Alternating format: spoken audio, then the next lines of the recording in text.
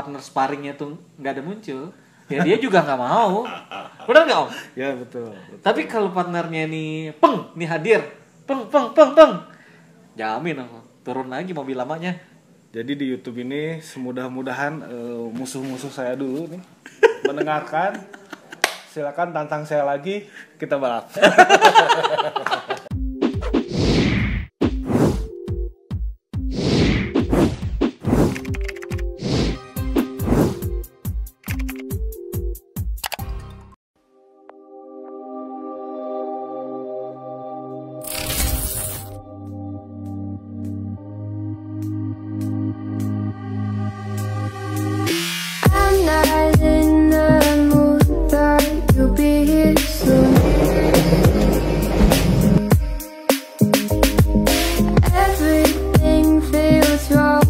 Ini pengalaman baru gua.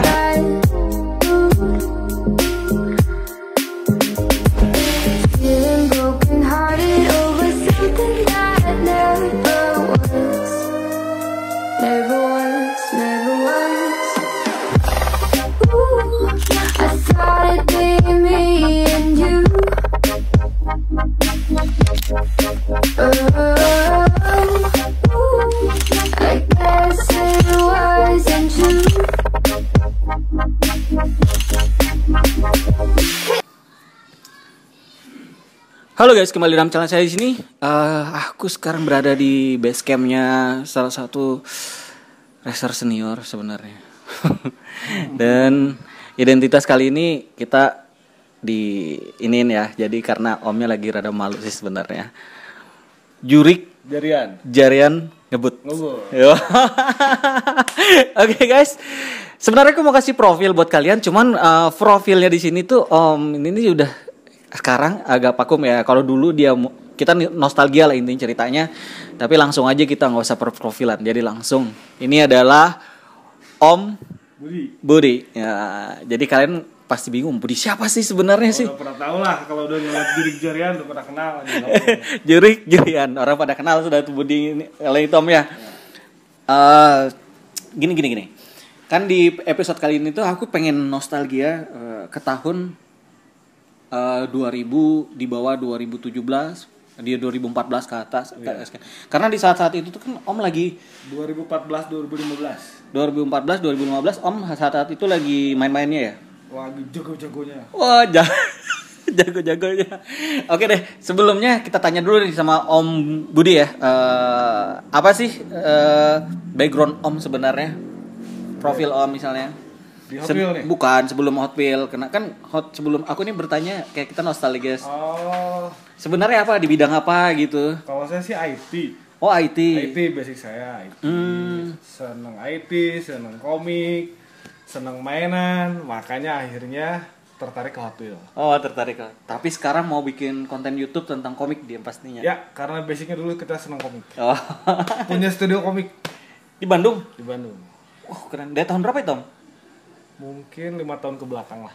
5 tahun ke belakang, tapi sudah sampai sekarang menggeluti atau enggak? Nah, sekarang itu sebenarnya nih yang punya studio teman. Cuma saya ikut cas lah di situ lah, bantu-bantu lah. Iya.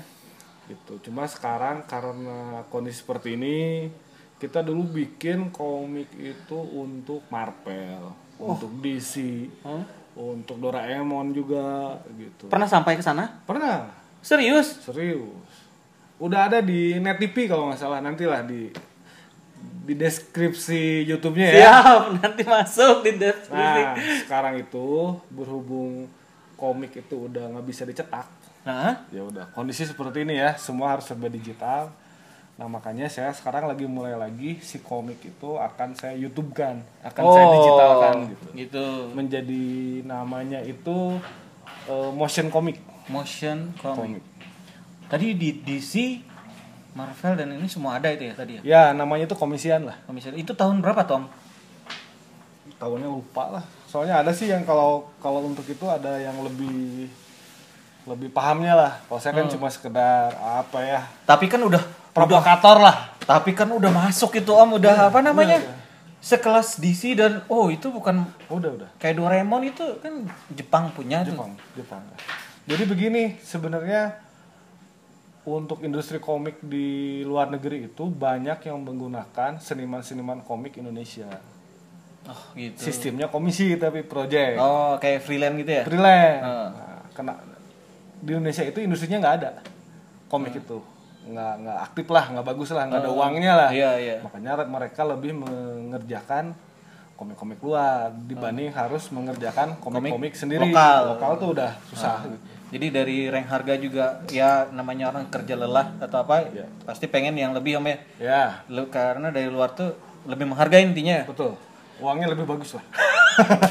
Semua kembali ke situ Om ya. Ya, industri komik di Indonesianya belum bagus lah. Oh iya. Sebenarnya bakal mau bagus intinya. Kalau bagus nih, bagus industrinya, ada yang mau bayar mahal, nggak mahal lah, asal bayarannya cukup buat makan, sesuai gitu, pasti bangkit lagi. Bangkit lagi.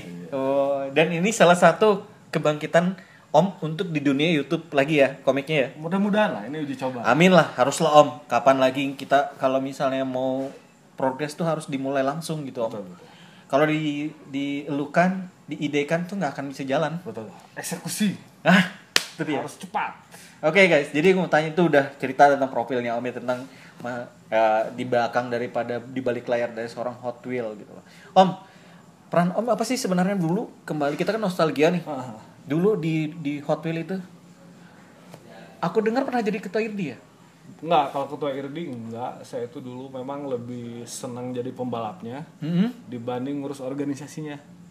Kalau dulu zaman saya itu ketua IRDI itu masih Om Bobi. Om Bobi.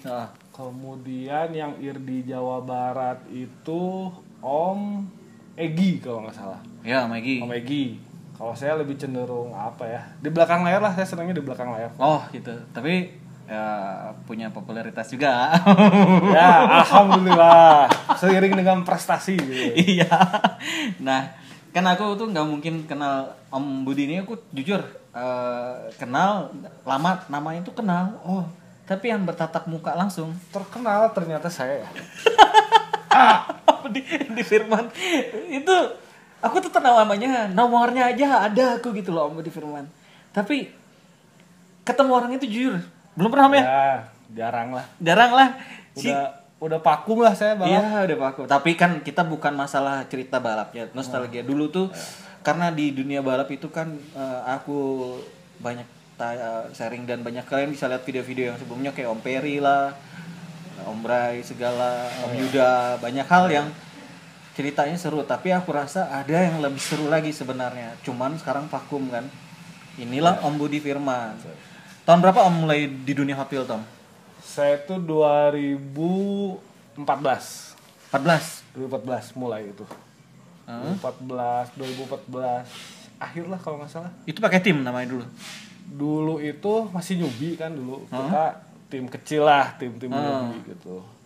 Nah, akhirnya waktu itu yang merajai Hot Wheels di Bandung nih ya adalah timnya IHRT punya Om Bobi itu. Oh, IHRT. IHRT Indonesia Hot Wheels Racing Team. Ada Om Bobi, ada Om Egi, ada Om Billy Tan tuh. Iya. Temen Tamiya itu kan? Om Tamiya di Hot Wheels jago juga. Om Andi Pici tuh senior. Nah, kemudian ada satu lagi namanya timnya SAR. SAR itu Om Ngarso.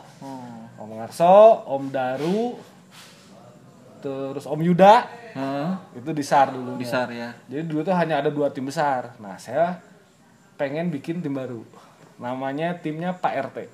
Pak RT. Oh. Pacantel Racing Team. Pacantel. Apa itu Pacantel? Pas Sunda tuh Pacantel tuh begini. Oh, Pacantel. Brotherhood. Oke. Pacantel. Pacantel Racing Team. Disingkat jadi Pak RT.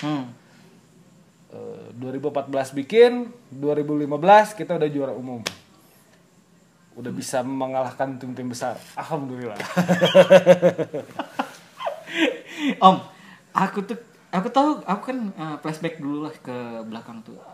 Di dunia sekarang aku tuh kan bermain race juga. Ya. Dan aku tuh ngetes mobil-mobil yang lama itu untuk bermain di sekarang. Betul. Dan salah satunya mobil Om dulu tuh kan auto custom kan? Ya. Om tahu nggak sekarang di zaman sekarang auto custom kok yang terkenal sekarang? Oh gitu. Ini ada nih kalau ngeliat nanti lihat isinya. Jadi kalian ini aku bongkar semua ya, Aku tuh bukan pencipta mobil auto custom untuk di zaman sekarang. Ya. Karena aku tuh basically kita kalau main drag itu kalian pintar-pintar banget ngeliatin ke masa lalunya dulu mobil-mobil apa aja sebenarnya Om ya. Betul. Karena mobil drag itu regenerasi dia tetap punya kemampuan lebih. Betul. Kecuali loop. Kalau loop nggak bisa ditebak. Nggak bisa ditebak loop itu. Pasti udah. Loop itu lebih cenderung banyak mobil-mobil baru yang bagus. Nah itu apalagi kayak GoPro segala udah berat lah dan dia sistemnya sesuaikan dengan loop baru dia main lari. Betul. Tapi kalau drag itu udah hukum pasti udah fix mobil lama main di tahun sekarang udah pasti. Betul. Itu udah aku perhatiin ya. Nah, salah satunya yang aku balik flashback itu aku ngelihat Om Budi Firman. Om Budi Firman ini terkenal dengan auto customnya dulu. Ya. Sekarang terjadilah dengan saya. Dan orang baru itu kirain aku yang mulai auto custom padahal kalian semua taunya ini andalanku. Itu versinya. Kenapa Om pakai auto custom belum? Sebenarnya begini. Jadi dulu tuh kan kalau untuk bikin event balap ya, itu ada beberapa kelas, benar kan? Ada kelas loop, ada kelas drag. Kelas loop itu terdiri dari berapa kelas lagi, kelas drag itu berapa kelas lagi. Nah di tim saya itu kebanyakannya pemain loop. Gitu dulu kita mainnya di loop, di main rigor dan lain sebagainya. Nah di dragnya kosong nih, nggak ada pemain di drag. Sehingga kalau main event itu kita pasti kalah poin karena di dragnya kosong. Akhirnya saya pindah ke drag supaya di drag kita dapat poin. Punya poin nih supaya. Punya poin. Nah, dulu di drag pun saya tidak mau menguasai banyak kelas. Saya fokus ke top 50 waktu itu. Top 50, top 40 sama top 35.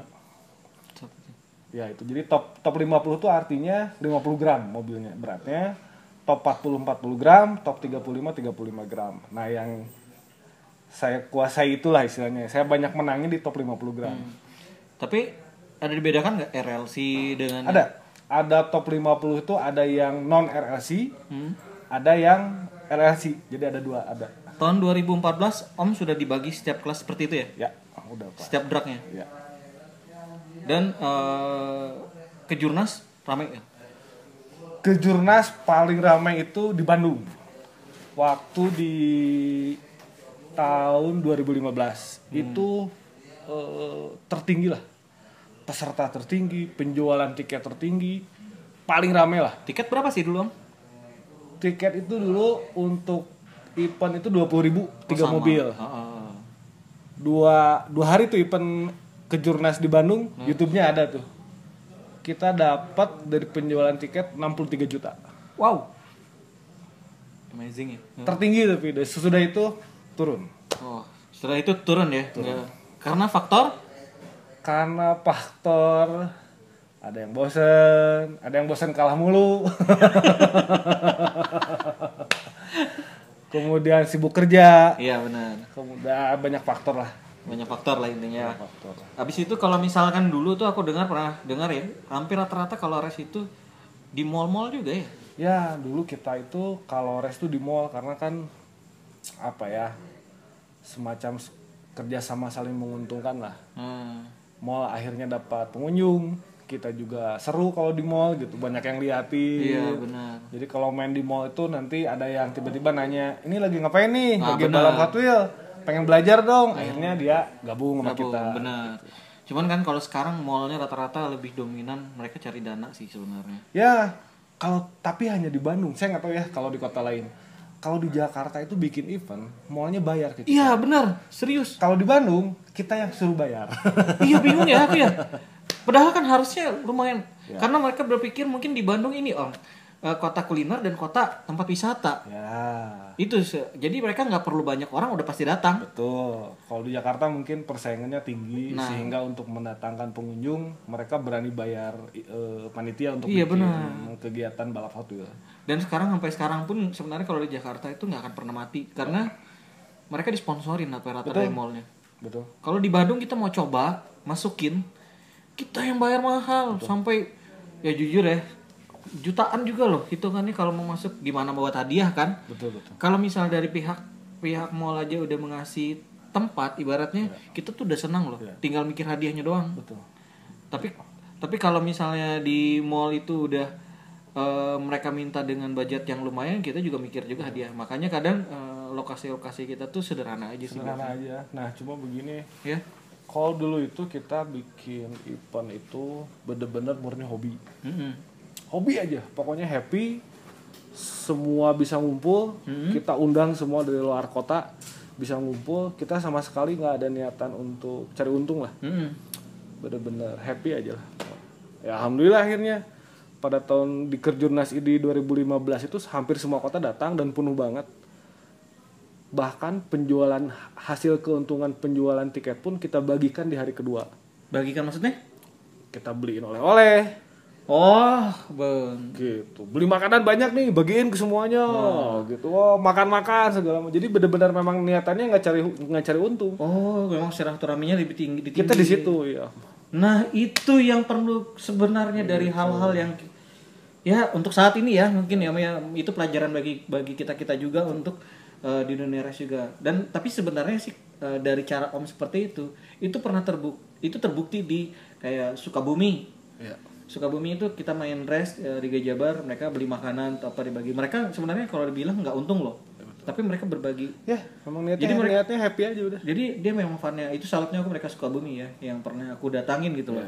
Dan banyak kota-kota lain juga kayak Cianjur juga kapan lu. Cuman untuk kesan sekarang itu udah beda, sudah beda karena memang kita ngakuin ya. Karena banyak orang itu kalau memang menguntungkan hasilnya ya nggak menutup kemungkinan betul. Bisa berbagi. Tapi kalau nggak menutupin juga nanti pening panitianya juga bener nggak? Akhirnya seperti itu akhirnya gitu. Jadi ya istilahnya panitia minimal kan jangan rugi lah, kasihan udah capek-capek akhirnya rugi gitu. Tapi ku dengar pernah di ini Om di Trans sekelas Trans loh. Pernah. Makanya bayangkan setelah Trans hotel bintang 5 ya? Ya. Kita pernah di ballroom ya? Di ballroom waktu itu. Wah, aku bahagia kalau di situ Om. Ada ini waktu itu di Trans itu sampai kita lagi balap kita berhenti dulu karena ada Ridwan Kamil. Datang nonton, foto-fotoan dulu gitu. Serius. Itu udah wali kota dia kan? Udah wali kota. Oh. Tahun berapa ya? 2015 2016 lah di Trans tuh. Dia emang udah oh, keren. Karena acaranya kan apa ya dulu ya? Hari Anak kalau nggak salah. Ada Hari Anak Nasional kalau nggak salah. Jadi salah satu venue-nya adalah balap Hot Wheels gitu. Oh, tapi ada jaringan linknya udah pas yang bisa mungkin dari. Sebenarnya gini, kalau ngomongin jaringan, pembalap Hot Wheels itu kan dari berbagai macam background. Benar. Kita memanfaatkan itu. Gitu. Jadi kita dulu mau bikin event tuh gampang. Misalnya mau di mall ini ada si Om ini gitu.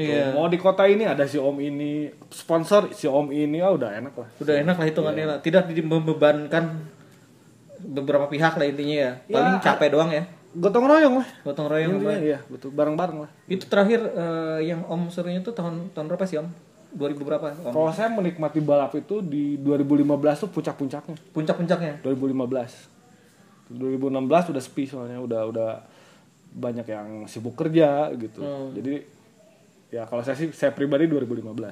Kalau aku lihat memang di dunia hotel itu enggak terus-terusan orang yang selalu di bidang hotelnya aku lihat. Pasti dia regenerasi lah ya. Harus regenerasi. Ada kadang orang saat itu dia suka, nanti beberapa tahun kemudian dia udah berkurang kesukaannya. Betul. Banyak faktor lah intinya. Betul. Habis itu banyak ya faktor kerjaan juga pasti Om ya. Ya, betul. Kecuali mekanik.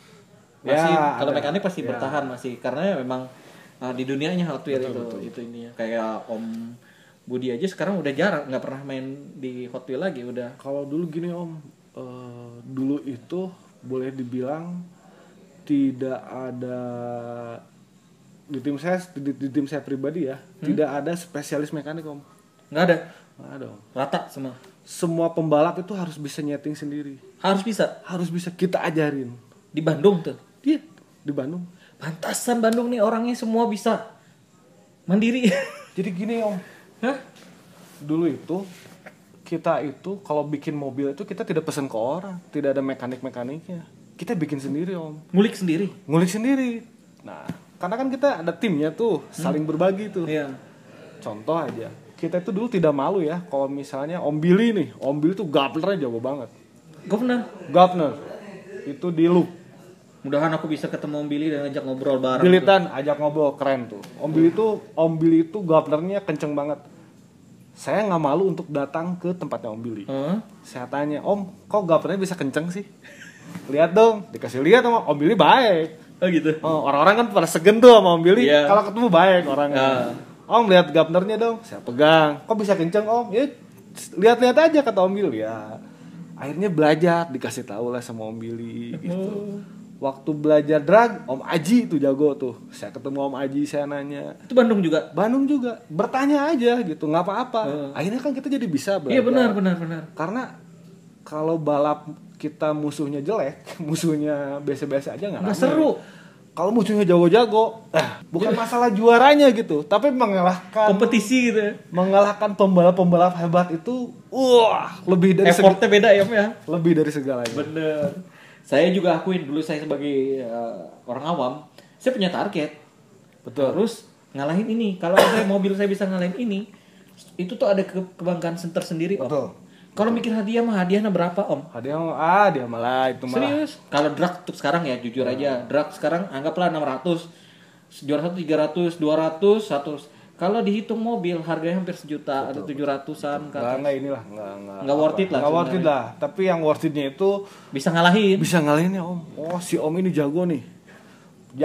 Dulu misalnya IHRT nih. Ya, buka-buka aib lah. IHRT jago nih. Top 50-nya. Jago banget. Om Tino jago tuh. Om Tino jago. Top 50-nya. Tapi ketika saya bisa mengalahkan mereka, beda, men. Bukan masalah uang. Masalah kepuasan gitu kan. Tapi reaksi mereka gimana, Om? Ya, besok mulai keluarin lagi atau jadi apa? Begini. Kalah ya memang bete lah ya, kalah. Oh iya pasti. Tapi nggak berarti jadi marah atau enggak. Jadi nanti gua tantangin lagi ya lu di event di bulan selanjutnya. Kita ketemu lagi tuh, ngadu lagi mobil. Seneng loh. Bener. Tapi kalau sebenarnya rival itu nggak terlalu kencang ya saya itu nggak ada biasa aja bener ya. Makanya gini, saya kadang-kadang membocorkan tips untuk bikin mobil ke rival-rival saya juga. Bukan membocorkan lah, saya berbagi ilmu itu. Iya benar. Karena apa? Saya juga pengen punya lawan yang tangguh. Nah betul. Kalau kita aja yang bisa kencang sendirian. Nah, kalau udah sistemnya kita ngejar uang, akhirnya malas berbagi ilmu. Paham kan? Paham. Kita kenceng sendiri, orang lain pengen mobil kenceng, harus beli mobil kita dong, kayak gitu. Akhirnya terciptalah budaya seperti itu. Jadi nggak mau ngasih ilmu. Kalau dulu mah sharing ilmu gila-gilaan, seru. Serius? Katanya aku dengar versi dulu megang mobil aja nggak bisa. Oh enggak. Dulu begini. Kalau ada yang juara 1, saya nih panitia dulu. Saya punya track udah 2 ya dulu. Di event saya ada juara 1, itu saya kasih kesempatan buat peserta lainnya pegang mobil itu, Om. Oh gitu. Iya. Nih ada juara 1 nih. Sini siapa yang mau belajar nih? Mana yang punyanya? Yang punyanya si Om ini misalnya. Om Yuda misalnya. Om Yuda kasih tahu kenapa kenceng. Begini. Yang lain dengerin, pegang. Oh gini ya bannya. Oh begini. Sehingga itu akan menyemangati racer-racer baru gitu. Nah, seperti itu. Ini dia formulanya baru ketemu. Harus seperti itu. Formula. Jadi ini salah satu edukasi bagus ya buat kalian nonton di video YouTube aku dan semua di race di kota mana aja aku rasa bisa berkembang. Coba sharing lah. Sharing harus itu. Tapi kalau kita nggak coba sharing, apa yang terjadi? Orang-orang baru akan malas karena dia berpikir tidak akan bisa ngelawan. Betul. Orang-orang lama, apalagi identiknya. Orang-orang baru tuh jujur. Hampir semua orang-orang baru tuh pengen mencoba. Ya. Pasti, aku udah bilang, kenapa aku bilang pasti. Salah satunya aku, Om Arga itu orang baru juga. Dia bagaimana pengen taunya, aku pengen tahu juga. Nah di situ mulai mencoba mengalahin tim-tim besar. Betul.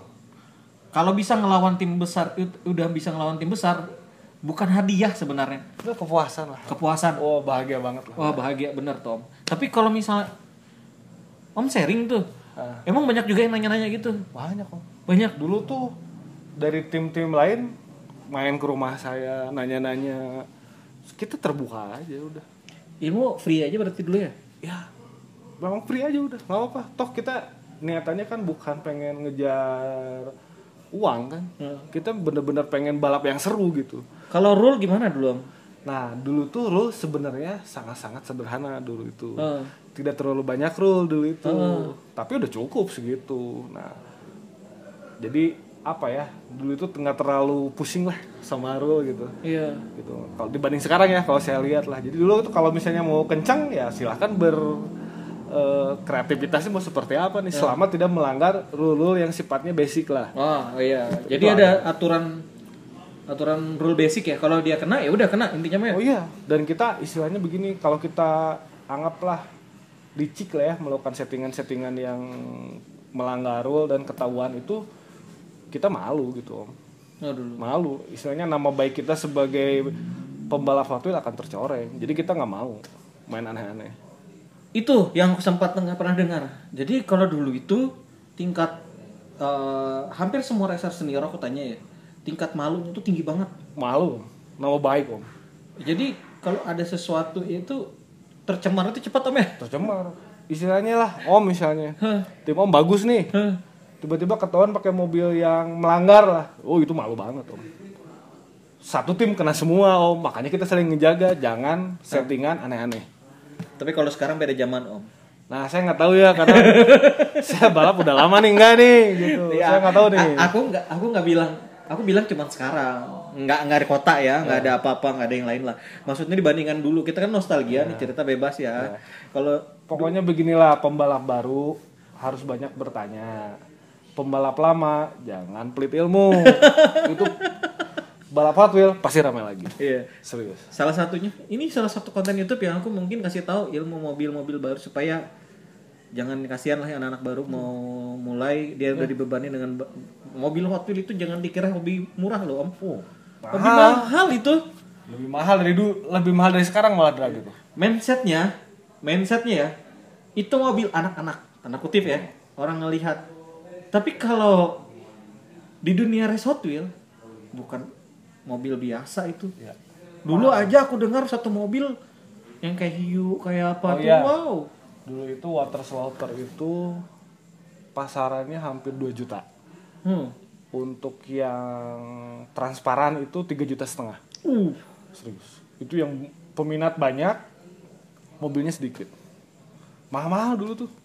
Gitu. Saya suka iseng nih hari ini ngelihat harga-harga mobil sekarang balap di Facebook murah sekarang Om dibanding dulu. Turbulence tuh sekarang rata-rata 35.000 50.000. Oh enggak Turbulence masih kalau yang di luar Tempo 1 ya. Yeah. Kalau Tempo 1 tuh masih di 80 100-an lah saya bilang. Dulu zaman kita 150 sampai 200 Om. Turbulence Om. Tapi aku rasa bisa bakal segitu lagi kalau digoreng, kalau ada rame. Ya itu dia, makanya begini. Jadi gimana ya, balap Hot Wheels itu adalah sebuah ekosistem gitu. Di dalamnya itu ada pembalap dan ada penjual. Oh iya benar. Itu harus jangan mentang-mentang mobil ini lagi kenceng kemudian di up nih harganya. Ya saling support lah. Toh ketika pembalap Hot Wheels akhirnya banyak yang pensiun, kan yang jualan sepi juga Om. Nah itu harus inilah saling. Sebenarnya sih berilah kesempatan dengan harga-harga yang relatif yang masih masuk akal lah sebenarnya. Itu salah satu untuk pedagang juga sih sebenarnya menurut aku ya. Kalau dia orang-orang Hot Wheels udah berkurang dan race berkurang, pedagang kasihan juga tuh. Pedagang sepi loh. Sebenarnya kalau dibandingin dia berjualan tentang mobil koleksian dibandingkan mobil race, sebenarnya paling kencang tuh mobil race Om. Karena orang nggak beli satu. Bener Om. Kalau untuk koleksi tuh rata-rata dia beli 3 Om. Nah, satu buat disimpan. Di apa sih namanya tuh, lupa lagi. Dilus kalau enggak ya, di custom. Satu buat dilus, satu masih blister tuh. Iya, buat koleksian. Buat koleksian dia, satu lagi buat dijual biasanya. Jadi paling 3 ya. Tapi kalau pembalap nih, beli satu jenis mobil bisa 100 biji. Serius Om. Iya, makanya kan itu tuh cuan loh kalau bagi pedagang.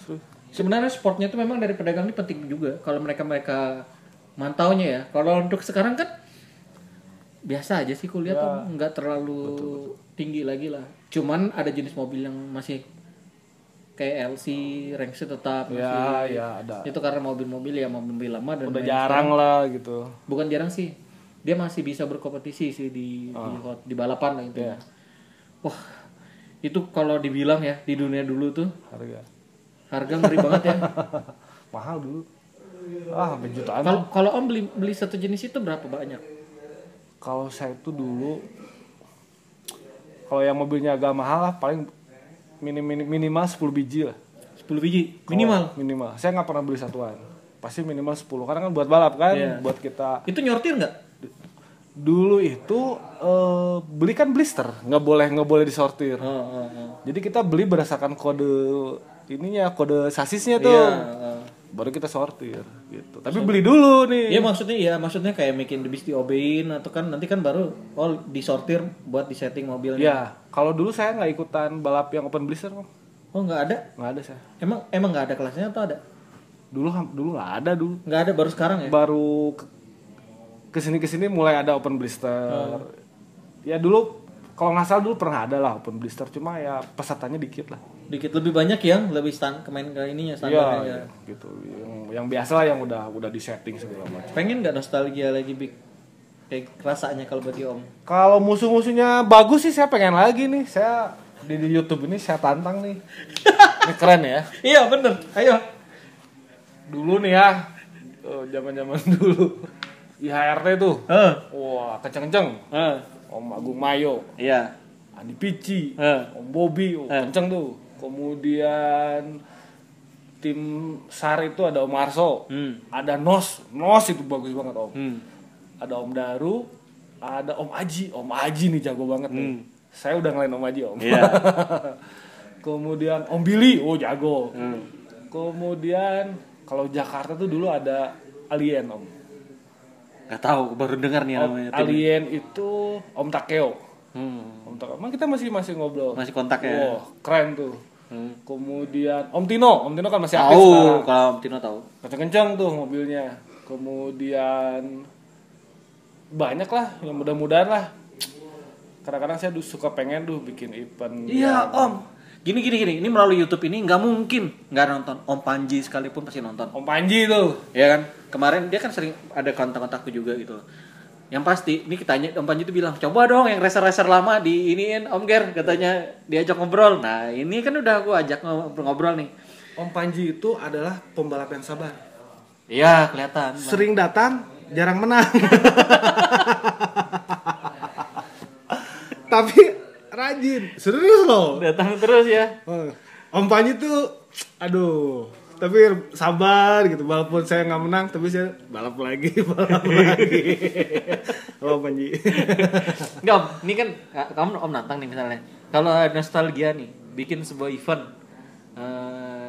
Kalau pada yang orang-orang lama bangkit lagi, mau banget tuh. Mau banget. Omnijam Jakarta. Tahu. Jago nggak? Enggak, biasa aja. Tapi datang. Emosinya teriak-teriak juga tuh. Seneng tuh. Omnijam tuh. Dulu tuh sampai Omnijam, Fahmi, Om Denny General tuh, Om GG. Ya kita sering berbagi ilmu lah. Gitu. Seneng. Sok kalau turun lagi seru tuh. Serius. Saya mobil masih komplit loh. Walaupun saya udah vakum. Bukan pensiun lah, saya vakum ya. Kalau pensiun kan berarti mobilnya dijual. Iya. Kalau saya vakum, mobil saya masih banyak kok. Tapi ini kalau dibikin ya, kalau digabung, aku yakin bakal booming loh. Pasti rame. Soalnya antusias untuk di daerah gara-gara aku buat YouTube ini juga banyak sudah bermunculan Om. Ya syukurlah. Dan Kejurnas ini termasuk yang ditunggu. Cuman siapa yang mau ngadain Kejurnas ini? Itu dia yang bikin dilemanya ya. Dan kalau Kejurnas ini kan nggak gampang, hadiahnya kan pasti besar. Betul. Banyak kelas. Betul. Habis itu rule-nya jelas yang pastinya. Ya, rule harus jelas. Jadi orang-orang udah ngikutin patokan ke rule itu. Benar nggak Om? Betul, setuju. Rule harus ditegakkan. Rule jelas, setelah rule jelas ada event Kejurnas, orang-orang lama dibangkitkan. Wow, jadi. Pasti ramai. Ini salah satu kenapa aku ngobrol bareng sama Om Budi ini, karena apa? Aku tuh pengen bangkitin. Orang racer itu bohong namanya duduk sini kalau nggak gatal lagi. Pasti gatal. Mobilnya masih ada, nggak dijual kok. Tapi kalau Om Budi ini ngelihat yang orang-orang yang partner sparringnya tuh nggak ada muncul, ya dia juga nggak mau. Benar nggak Om? Ya betul. Tapi kalau partnernya nih hadir, jamin aku turun lagi mobil lamanya. Jadi di YouTube ini semudah-mudahan musuh-musuh saya dulu nih mendengarkan. Silakan tantang saya lagi, kita balap. Itu seru. Aku jujur ya, Meh. Apa ya? Ada kepuasan tersendiri pengen gabungin gitu loh orang yang lama sama. Jadi orang-orang baru tuh ngelihat gitu loh. Dan pandangan aku ya seperti Om cerita lagi, maunya sih nanti kalau misalnya ada event, misalnya besar ada orang lama dikumpulin, cara Om tadi untuk sharing itu bisa harus ada. Nah, untuk kayak kucing klinik lah. Om kan punya YouTube nih. Dulu saya di Facebook itu saya bikin post Om, ngeposting di Facebook teknik-teknik bikin mobil kencang Om. Serius. Untuk kelas ini misalnya nih, contoh nih, untuk kelas drag 50 gram, mobil yang bagus itu ini. Di Facebook saya sebutin. Oh, gitu. Cara nyortirnya seperti ini, cara nyetingnya seperti ini. Itu saya publish di Facebook buat semua orang silakan baca. Biar apa? Biar seru balapnya. Jadi punya ilmu tuh sharing lah. Nah, Om kan punya YouTube nih. Bikinlah video cara nyeting mobil ini, cara nyeting itu pasti seru Om. Tapi satu Om, ntar aku dimusuhin Om. Kalau saya sih dulu cuek-cuek aja Om. Oh, cuek-cuek aja ya. Zaman saya kan belum ada tuh yang namanya mekanik itu nggak ada. Kalau saya terbuka, saya kasih tahu semuanya. Iya. Gitu. Nah, kalau Om ada ilmu kan balik. Aku jujur Om ya, selama ini aku ilmu itu nggak pernah yang namanya dapat. Aku tuh dari sharing-sharing. Oh, sharing ini ngomong kayak gini. Coba aku benerin diterapin. Jadi berkembang dengan sendirinya gitu Om. Kalau Om punya ilmu dan teman-teman penasaran mau supaya mobil kencang, oh silakan. Om bisa bagi serius sharing ininya di YouTube aku jamin banyak yang ramai loh. Nantilah kalau ternyata banyak yang komen nih. Ini salah satu ya animunya. Kalau kalian benar-benar tertarik untuk dapat ilmu cara nyeting mobil kencang, kalian wajib nonton dan komen, termasuk di Facebook. Hadirkan Om Budi Firman nyeting mobil, ngajarin nyeting mobil. Saya panggil nih, ada Om Billy nih. Nanti kita masukin ke YouTube tuh. Iya pasti wajib. Om Aji tuh masukin. Ada namanya Om Daru. Mobilnya kenceng, tapi nggak jago nyeting, nggak usah Om Daru. nanti saya panggilin lah senior turun gunung biar berbagi ilmu. Jadi kenceng-kenceng mobilnya. Ini season ini part 1 aku bikin bercerita dulu nostalgia. Nah, di part 2 siapa tahu kita berhasil ya. Animunya tinggi banget, minta diajarin nyeting mobil. Ayo. Karena orang awam ini pengen Om. Aku jamin di sini duduk ya. Kalau orang awam ini diajarin semua, banyak yang bisa nyeting. Keren. Rame itu balapan. Kalau orang baru udah bisa juara, keren. Saya ajarin deh, serius. Janji deh. Ya. Jadi ini salah satu konten YouTube yang aku sengaja buat dan kita hadirkan lagi orang-orang yang kata Om bilang Om Billy segala yang lain tuh di sini di konten ini ngajarin. Jadi momentum ini kalau sudah sampai diajarin kalian nggak bisa keterlaluan, benar nggak? Gampang serius. Iya kan Om? Gampang. Dari mulai bikin mobilnya sama bikin olinya kita kasih tahu semua. Oli bikin. Kita dulu nggak beli oli Om. Oh gitu. Bikin sendiri Om. Oh gitu. Serius. Gampang. Oke. Jadi ini berfaedah banget kata orang itu kisahnya ngomong berbalang sama Om Budi Firman ya. Karena aku tuh jujur ada antusiasnya sekarang itu mencekam itu karena apa? Karena banyak yang nggak bisa nyeting tuh takutnya nanti ngelempem. Ngelempem tuh jadi udahlah aku nggak bisa ngalahin mau racer inilah yang udah biasa nyeting. Jujur itu jadi beban. Masa sih mobil aku jujur kayak misal main bangga aja menang. Tapi kok nggak ada kayak saingan yang betul. Yang kayak rival berat banget. Betul. Rival berat banget itu aku cuma tahu itu Om Tio orang Bekasi Om. Okay. Dia tuh mainnya bukan setting. Okay. Dia mungkin ada beberapa yang nyeting ya. Tapi dia mainnya tuh main baki banyak. Okay. Kita mobilku misalnya 6 atau anggaplah aku main 5 set ya. Kalau dia tuh sampai 3 baki, 2 baki dia main. Berapa set gitu ya? Wah, jadi mainnya tuh perang tuh kayak orang nyerbu tuh dia ribuan bawa pasukan. Sama. Om Greg masih ada nggak sekarang? Ada Om Greg tapi enggak. Dia tuh gini kalau Om Greg ya, aku kenal animo Om Greg itu dia tuh belum bangkit karena dia ngeliat orang-orang lama yang rival dia tuh belum pada keluar. Aku jamin kalau Om Budi cerita kayak tadi Om Greg. Om Greg tuh awalnya bareng mas saya tuh. Oh gitu. Tapi kalau dibangkitin lagi di sini duduk pasti muncul lagi. Kita bikin lah coaching klinik lah. Coaching klinik ya, benar Om ya? Serius. Serius. Coaching klinik kita bikin tahap yang 2 khusus untuk cara belajar mobil, setting mobil. Supaya ini Om, supaya namanya sekolah kan kalau nggak ada mahasiswanya ya nggak berkembang lah ilmunya, pintarnya. Ya biar rame lah balapannya. Iya biar rame lah. Jadi orang tuh tahu nyeting tuh kayak gini. Oh ini. Gampang, serius. Kalau basicnya udah kepegang, basicnya aja. Nggak usah aneh-aneh, basicnya aja udah tahu. Kesannya udah gampang. Jadi nanti ada tahapannya loh, tahapan yang dasar lah. Yang perlu disiapin tuh milih mobil tuh gini, cara nyeting kayak gini. Nanti kalau itu sudah berkembang, mau di kelas pro kan mati suri nih Om ya, kelas pro. Karena memang nggak ada yang bisa nyeting pro. Padahal loh sampah mobil setelah race itu banyak. Betul.